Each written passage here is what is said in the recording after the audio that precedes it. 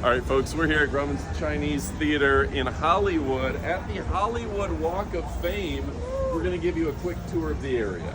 All right, Amy, so on the ground we have everybody's handprints and names. I'm going to ask you to find your favorite. Okay. Shout out to John Wayne, honorable mention. He has tiny little feet.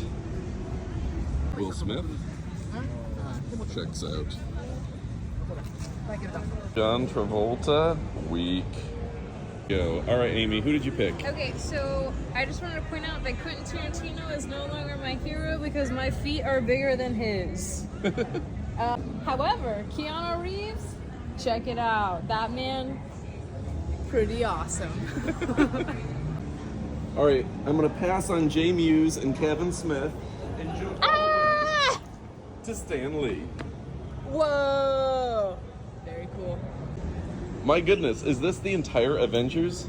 Robert Downey Jr., Chris Evans, Chris Hemsworth, Kevin Feige, Scarlett Johansson, Jeremy Renner, and the Incredible Hulk.